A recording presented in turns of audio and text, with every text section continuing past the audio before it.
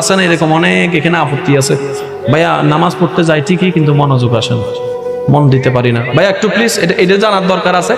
আচ্ছা, নামাজ যেমন কাজ, গেম খেলাও তো কাজ। আচ্ছা, যে গেম যখন খেলেন তখন মা ডাকলে শুনেন? কেউ যদি ফাঁসে বসে, কেউ যদি কল দেয়, কল দিস না বেটা। আচ্ছা, গেমের জন্য যদি আপনি এমন হন, নামাজের জন্য হচ্ছেন না কেন? আগে কারণটা বুঝেন ভাইয়া, প্লিজ প্লিজ। গেমের মধ্যে শয়তান নাই? নাই নাই? আরে কথাটা শুনে না। না, কিছু কিছু মানুষ আছে তাদের কাছে শয়তান যায় না। কি লেগে জানেননি? শয়তানের যখন আরেকজন জিজ্ঞেস করে তুই যাস না কা, কয়তে আমার সাথে বড় শয়তান, তার কাছে যাই লাভ কিটা। শয়তান ধরে কারে? যার কাছে ঈমান আছে। এই কথা মনে রাখবেন।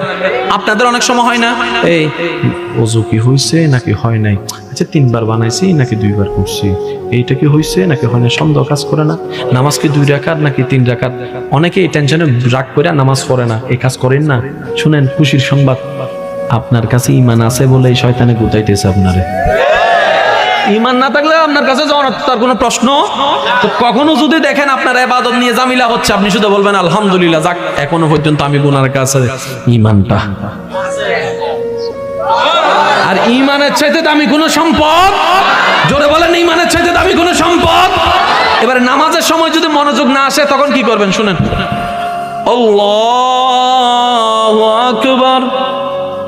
আপনি এখন ঢুকে গেছেন রবের দরবারে। শেষ ভালো যার সব ভালো তার আওয়াজটা একটু জোরে জোরে দেন না। এবার আপনি যখন বলছেন আলহামদুলিল্লাহি রাব্বিল আলামিন,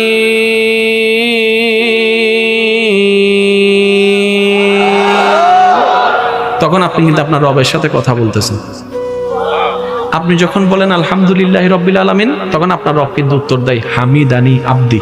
সেজন্য যখনই তেলাওয়াত করবেন একটু বিরতি দিয়ে দিয়ে করবেন, এইভাবে করবেন না আলহামদুলিল্লাহি রাব্বিল আলামিন রহমানির রহিম না, এটা আদব নয়। আমার কথা আপনারা দ্বিমত করতে হবে। আচ্ছা, আপনি যদি আপনার বউর লাগে এই ও আমার বাচ্চার, আমি তোমার অনেক ভালোবাসি, তুমি আমাকে অনেক ভালোবাসো রে, ফ্রেম হইব, দিল লাগবো, কানেকশন হইব।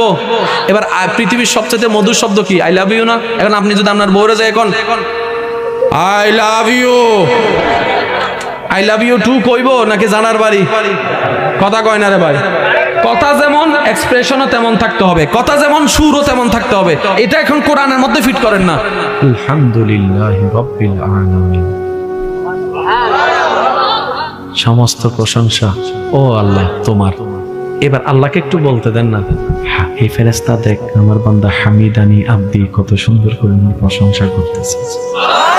এবার আপনি বলবেন আর রহমানির রহিম, আপনার আওয়াজটা ওখানে শুনছে, আপনার পাশের জন শুনতেছে না কিন্তু উনি শুনতেছে। এই ফেরেশতা দেখ আমার বান্দা আমার রুবুবিয়তের প্রশংসা করতেছে। এবার আপনি বলবেন মালিকি ইয়াউমিদ্দিন, মালিকি ইয়াউমিদ্দিন, আমার ক্ষমতার প্রশংসা করতেছে আমার। এবার আপনার রব আপনাকে কয়টা প্রশংসা করছেন? জোরে বলেন না। এবার রব্বে করিম বলছে ফেরেশতা দেখ আমার বান্দা কি করে, ইয়াকা না'বুদু ওয়া ইয়াকা নাস্তাইন। রব বলে যে ফেরেশতা এটা তোরা শোনার দরকার নাই, এটা আমার এবং আমার বান্দার মাঝখানে থাক, এটা হাসরের ময়দান আমি দান করব। সুবহানাল্লাহ। এইবার রব আপনাকে জিজ্ঞেস করবে কি তারে আমার প্রশংসা করতেছস, কিছু লাগবো নি, কিছু লাগবো নি, তখন আপনি বলবেন ইহদিনাস সিরাতাল মুস্তাকিম, মওলা সঠিক পথটা দাও না। মেহমান একটার ঘরে যাইয়া যদি কোন এই ডাইরেক্ট বাদ দে, কথা নাই বার্তা নাই কিছু নাই, প্রত্যেকটা জিনিসের একটা সিস্টেম।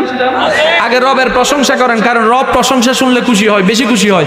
যখন আপনার প্রশংসা 3 বার করা শেষ হবে, আপনি 5ম বারে গিয়ে রব যখন জিজ্ঞেস কি রে কি কিছু লাগবো নি, তখন আপনি বলবেন ইহদিনাস সিরাতাল মুস্তাকিম, মওলা একটু সঠিক রাস্তাটা দাও, আমাকে দাও না, একটু দাও না, একটু দাও।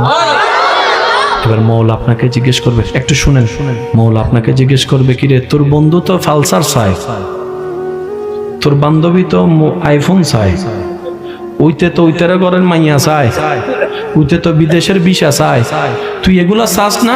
তখন আপনি বলবেন মওলা যতদিন বোকা ছিলাম দুনিয়া খুঁজেছি, তাই পেয়েছি, হারিয়েছি কুয়াশার মতো, আর আমি আজকে থেকে মওলা বুদ্ধিমান হয়েছি, তাই দুনিয়া চাই না, তোমাকে চাই, তোমাকে চাই, তোমাকে চাই, তোমাকে চাই, তোমাকে চাই।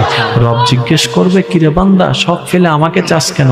আপনি বলবেন, মৌলা ওইটা পাইলে ওইটা পাবো না, ওইটা পাইলে ওইটা পাবো না, আর আমি বুঝতে পেরেছি তোমাকে একবার পেয়ে গেলে সবকিছু আমার বাবা হয়ে যাবে। সুবহানাল্লাহ। যে জান্নাত সবাই খুঁজছে ওই জান্নাত আমি খুঁজি না, ওই জান্নাত আমার দরকার নাই।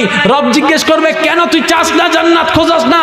আপনি বলবেন, মৌলা তুমি যার হয়ে যাও, জান্নাত তার পিছনে পিছনে হাঁটতে থাকবে। সুবহানাল্লাহ।